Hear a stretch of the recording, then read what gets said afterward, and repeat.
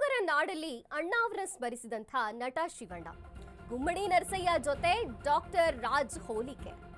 ತೆಲುಗರ ನಾಡಲ್ಲಿ ಅಣ್ಣಾವ್ರನ್ನ ಸ್ಮರಿಸಿದ್ದಾರೆ ನಟ ಶಿವಣ್ಣ.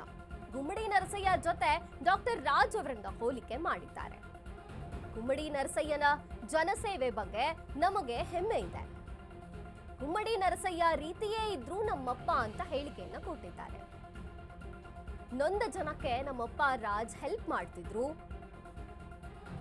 ಗುಮ್ಮಡಿ ಶೂಟಿಂಗ್ ಲಾಂಚ್ ನಲ್ಲಿ ಅಣ್ಣಾವ್ರನ್ನ ಸ್ಮರಣೆ ಮಾಡಿದ್ದಾರೆ ನಟ ಶಿವಣ್ಣ. ಸ್ವತಃ ಡಬ್ ಮಾಡಲು ತೀರ್ಮಾನಿಸಿರುವಂತಹ ನಟ ಶಿವಣ್ಣ. ತೆಲುಗು ಕಲಿತಿರುವಂತಹ ನಟ ಶಿವರಾಜ್ ಕುಮಾರ್.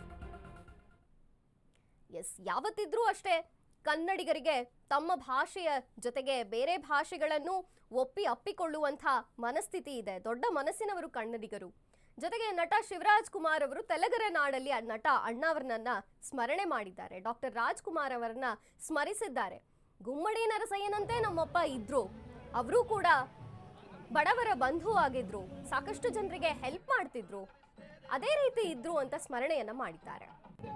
ಗುಮ್ಮಡಿ ಶೂಟಿಂಗ್ ಲಾಂಚ್ ನಲ್ಲಿ ಅಣ್ಣಾವ್ರನ್ನ ಸ್ಮರಣೆ ಮಾಡಿದ್ದಾರೆ ನಟ ಶಿವರಾಜ್ ಕುಮಾರ್. ಅವರು ಕೂಡ ತೆಲುಗನ್ನು ಕಲಿತಿದ್ದಾರೆ.